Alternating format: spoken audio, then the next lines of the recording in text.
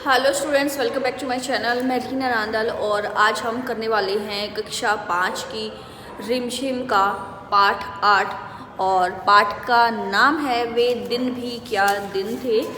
ये वाला हमारा पाठ है और पेज नंबर है ये 62। तो चलिए आज हम पाठ को रीड कर लेते हैं और इसकी स्टोरी को समझने की कोशिश करते हैं। चैप्टर जो हमारा है बहुत इंटरेस्टिंग है, तो चलिए हम अपने पाठ को स्टार्ट करते हैं। पाठ को शुरू करते हैं। पाठ का नाम है वे दिन भी क्या दिन थे और इस पाठ को लिखा है आइजक असीमोव ने। तो चलिए पाठ पढ़ना हम शुरू करते हैं। घटना महत्वपूर्ण थी वरना कुम्मी अपनी डायरी में उसे क्यों लिखती। लेखिका जो है वो बता रही हैं कि ये जो घटना है जिसके बारे में पाठ लिखा गया है वो बहुत ही इम्पोर्टेंट थी। अगर इम्पोर्टेंट ना होती तो कुम्मी यानी कि इस पाठ में जिसके बारे में बात की गई है कुम्मी, वो इस पाठ को क्यों लिखती, यानी कि इस घटना को अपनी डायरी में क्यों लिखती। अपनी डायरी में उसने 17 मई सन 2155 की रात को लिखा, आज रोहित को सचमुच की एक पुस्तक मिली है। अब ये इम्पोर्टेंट बात है कि किस दिन की कहानी है, ये किस दिन से शुरुआत हो रही है, किसके बारे में है। वह पुस्तक बहुत पुरानी थी। कुम्मी के दादा ने बताया था कि जब वे बहुत छोटे थे तब उनके दादा ने कहा था कि उनके ज़माने में सारी कहानियाँ कागज़ पर छपती थी और पढ़ी जाती थी। पुस्तकों में पृष्ठ होते थे, पृष्ठ मतलब पन्ने, पेज, जिन पर कहानियाँ छपी होती थी और हर पृष्ठ पढ़ने के पश्चात दूसरा पृष्ठ पलटकर आगे पढ़ना होता था। यानी कि जैसी हमारी बुक है उसी तरह की होती थी, ऐसा उनके दादाजी बता रहे हैं कि ये जो है हमारे ये है पेज, पृष्ठ इनको बोलते थे और एक पेज पर लिखा होता था और आगे कहानी पढ़ने के लिए पेज को पलटना पड़ता था। रोहित ने कहा था, कितनी पुस्तकें बेकार जाती होंगी, एक बार पढ़ी और फिर बेकार हो गई। अब तो हमारे टेलीविज़न के पर्दे पर न जाने कितनी पुस्तकों की सामग्री आ जाती है और फिर भी यह पुस्तक नई की नई रहती है। तो रोहित जो है वो अपने टाइम की किताब के बारे में बता रहा है कि अब तो हमारी किताबें ऐसे हैं कि टेलीविज़न के पर्दे पर ही सारी किताबें आ जाती हैं और पढ़ने के बाद भी नई की नई रहती हैं वे। कुम्मी ने भी रोहित की हाँ में हाँ मिलाई। फिर पूछा, तुम्हें वह पुस्तक कहाँ मिली, यानी कि क्वेश्चन मार्क लगा हुआ प्रश्नवाचक चिन्ह है, तो पूछा जा रहा है कि तुम्हें वो पुस्तक जो है कहाँ से मिली थी। रोहित ने बताया, अपने घर में एक पुराना डिब्बा कहीं दबा पड़ा था, उसी को फेंक रहे थे कि उसमें से यह पुस्तक मिली। इसमें क्या लिखा है, स्कूलों के बारे में लिखा है। स्कूल, कुम्मी ने प्रश्न किया, उसके विषय में लिखने को है ही क्या, यानी कि स्कूल ऐसी क्या खास चीज़ है जिसके बारे में लिखा जाएगा। हर विद्यार्थी के घर पर एक मशीन होती है जिसमें टेलीविज़न की तरह का एक पर्दा होता है। रोज़ नियमित रूप उसके सामने बैठकर हमें वह सब याद करना होता है जो वह मशीन हमें बताती है। यानी कि ये लोग कंप्यूटर के बारे में बात कर रहे हैं कि कैसे पढ़ाई होती है।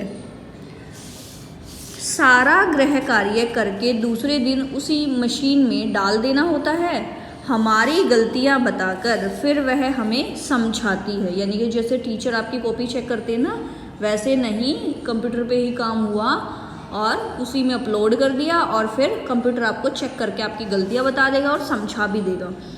एक विषय पूरा होने पर वही मशीन हमारी परीक्षा लेकर हमें आगे पढ़ाना आरंभ कर देती है। कहते कहते कुम्मी थक गई थी, अंत में बोली, कितना उबाऊ होता है यह सारा स्कूल का काम।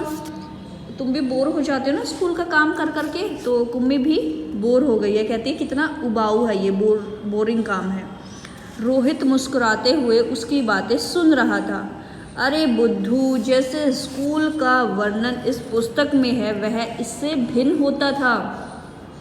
यानी कि उन बच्चों के जो स्कूल चल रहे हैं उससे डिफरेंट इस किताब में जो स्कूलों के बारे में बात की गई है वो अलग अलग हैं दोनों। इसमें तो उन स्कूलों के बारे में लिखा है जो सदियों पहले होते थे। कुम्मी के मन में कुछ उत्सुकता जागी, बोली फिर भी उनके यहाँ मशीन के बने अध्यापक तो होते ही होंगे। मशीन के बने अध्यापक यानी कि आप रोबोट लगा सकते हैं, और जैसे कंप्यूटर हमें पढ़ाता है तो वो भी अध्यापक ही माना जाएगा। कुम्मी को याद आया कि एक बार जब उससे भूगोल में रोज़ वही गलतियाँ होने लगी थी तो उसकी माँ ने मोहल्ले के अध्यक्ष को बुलाया था। तब एक आदमी आया था और उसने उस मशीन के पुर्जे अलग कर दिए थे। तब उसने मन ही मन यह मनाया था कि वह आदमी इस बोर करने वाले अध्यापक को पुनः जोड़ ना पाए, यानी कि उनका जो कंप्यूटर था वो ख़राब हो गया होगा और उसे ठीक करने के लिए बाहर से मैकेनिक बुलाया और उसने कंप्यूटर को खोल दिया पूरा। तो उसने मन में सोचा था कि काश ये दोबारा इसे जोड़ ना पाए, यानी कि ठीक ही ना कर पाए, तो उसका पीछा छूट जाएगा पढ़ाई से, तो उसे हमेशा के लिए छुट्टी मिल जाए। लेकिन उस आदमी ने मशीन को फिर से जोड़कर उसकी माँ को बताया था। लगता है मशीन के भूगोल की चक्की कुछ तेज़ रफ्तार पर थी, सो आपकी लड़की के लिए उसे समझना कठिन हो गया था। मैंने अब उसकी गति कुछ धीमी कर दी है, सो आशा है अब ठीक रहेगा। और कुम्मी को उसी समय भूगोल का सबक सीखने बैठ जाना पड़ा था। मन ही मन वह उस मशीनी अध्यापक को कोसती रही थी। तभी रोहित ने कुम्मी के सोचने के सिलसिले को तोड़ा। बोला, हाँ, तब अध्यापक तो होते थे परंतु मशीन नहीं, स्त्रियां और पुरुष होते थे अध्यापक। क्या कहा? कहीं कोई स्त्री या पुरुष इतने सारे विषय हमें सिखा सकता है? क्यों नहीं? वह बच्चों को सारे विषय समझाते थे, गृह कार्य देते थे और प्रश्न पूछते थे। अध्यापक बच्चों के घर नहीं जाते थे, बल्कि बच्चे एक विशेष भवन में जाते थे जिसे स्कूल कहते थे। कुम्मी का अगला प्रश्न था, तो क्या सब बच्चे एक समय में एक जैसी ही चीज़ें सीखते थे? हाँ, एक आयु के बच्चे एक साथ बैठते थे, लेकिन माँ कहती है कि मशीनी अध्यापक हर बच्चे की समझ के अनुसार पढ़ाता है। फिर पुराने ज़माने में यह कैसे संभव होता था?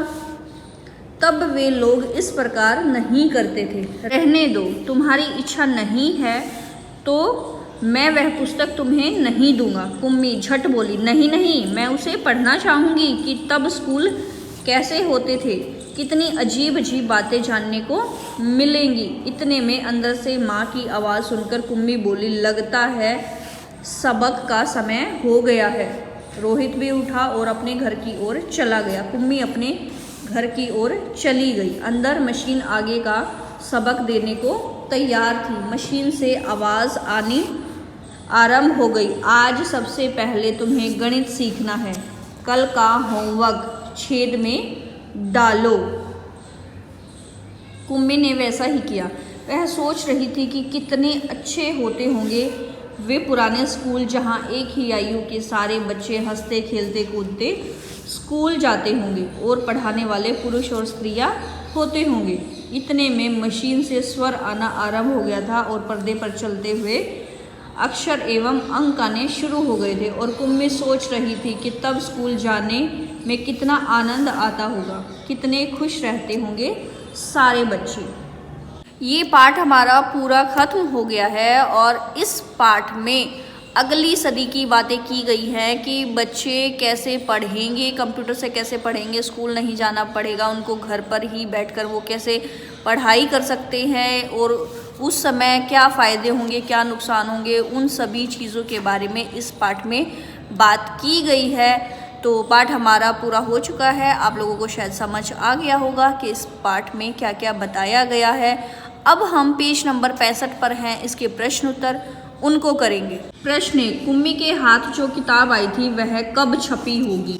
स्टार्टिंग में दिया गया था ना, 17 मई सन 2155 की रात को लिखा, यानी कि ये जो किताब है वो 2155 में लिखी गई थी। प्रश्न नंबर है 2। वो किताब जो है कहा था कितनी पुस्तकें बेकार जाती होंगी, जो टाइम एक बार हमारा पढ़ी अब चल और रहा है बेकार हो गई। क्या किताबों से ही तो ऐसा पढ़ाई होता होती है आप लोगों की। आप लोग जो बुक्स और पढ़ते इस पाठ हैं, को लेखिका तो ने पढ़ने अगली से क्या सदी के बेकार हो हिसाब से जाती है? लिखा है, यानी ऐसा कि तो 22वीं है सदी के अकॉर्डिंग। एक बार बुक पढ़ी तो वो उस बच्चे के लिए तो बेकार हो गई, लेकिन उसके छोटे बहन भाई उसको दोबारा पढ़ सकते हैं। वो अगले बच्चों को, अगली छोटी क्लास से बड़ी क्लास में आने वाले बच्चों को उस पुस्तक को दे सकता है, तो वो दोबारा से फिर से यूज़ हो जाएगी। और इसके अलावा हमारे पास पढ़ाई का फ़िलहाल साधन भी नहीं है। फ़ोन अभी कुछ बच्चों के पास आ गए हैं, लेकिन अभी भी सब बच्चे फ़ोन से या कंप्यूटर लैपटॉप से नहीं पढ़ सकते। अभी भी हम किताबों के भरोसे ही हैं। प्रश्न नंबर 3, कागज़ के पन्नों की किताब और टेलीविज़न के पर्दे पर चलने वाली किताब, तुम इनमें से किसको पसंद करोगे और क्यों?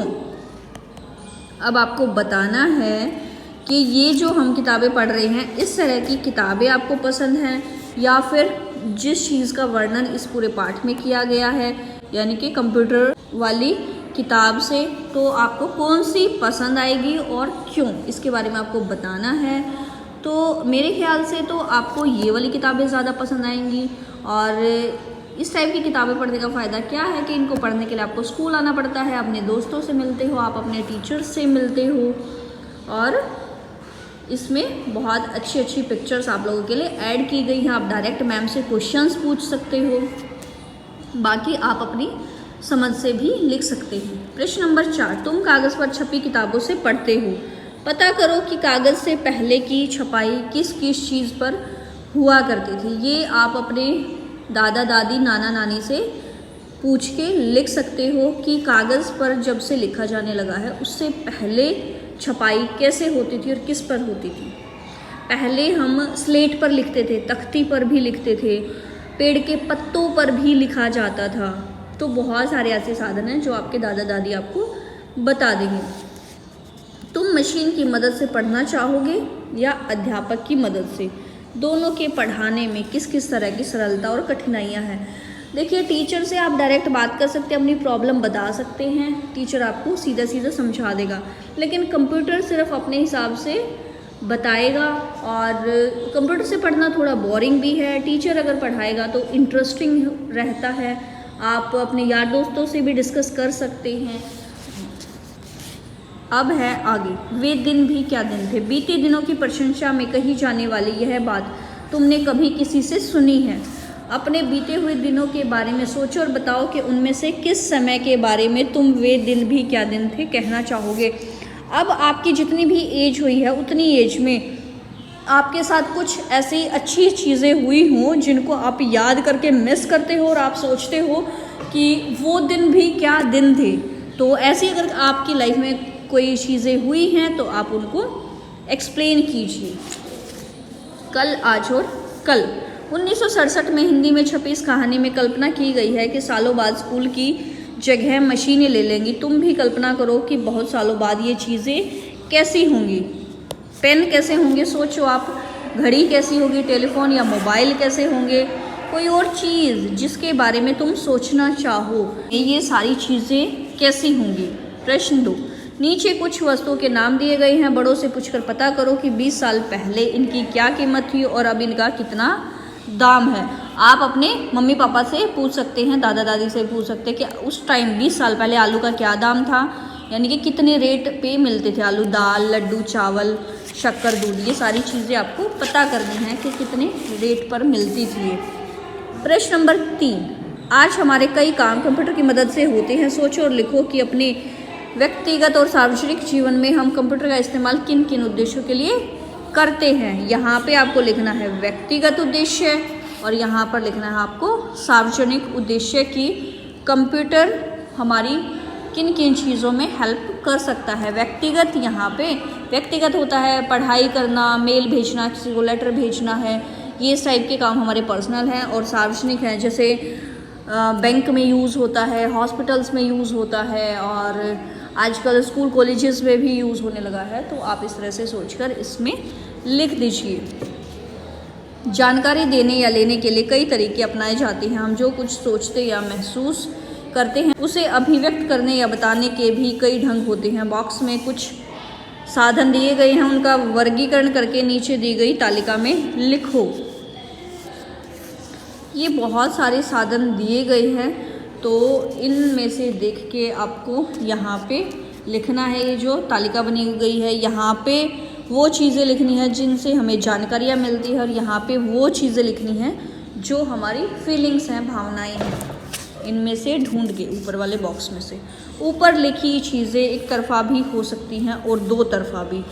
ये ऊपर जो लिखा हुआ है इनमें कुछ चीज़ें ऐसी भी हो सकती हैं जो सिर्फ एक बॉक्स में आएंगी, कुछ चीज़ें ऐसे भी होती हैं जो दोनों में आ सकती हैं। तो आपको क्या करना है, जो एक में आए उस पे तो एरो का निशान लगाना है। दो तरफा संवाद की चीज़ों के आगे आपको इस तरह से दोनों साइड एरो का निशान लगाना है। ये आपको डायरी लिखने के बारे में पूछा गया, उसके बारे में बताया गया है। जो इम्पोर्टेंट क्वेश्चन थे वो हमारे सारे हो चुके हैं। इनको आप रीड कर लेना और अपने विवेक से आप इनके जवाब दे सकते हो। तो चलिए, आज का पार्ट हमारा ख़त्म हो गया है। आई होप आप लोगों को अच्छा लगा होगा। अच्छा लगा हो तो मैम को कमेंट करके बता देना, वीडियो को लाइक कर देना और चैनल अगर आपने अब तक भी सब्सक्राइब नहीं किया है तो चैनल को ज़रूर सब्सक्राइब कर लेना ताकि हम आगे आने वाली वीडियोज़ को भी देख पाएँ। Thanks for watching, bye bye.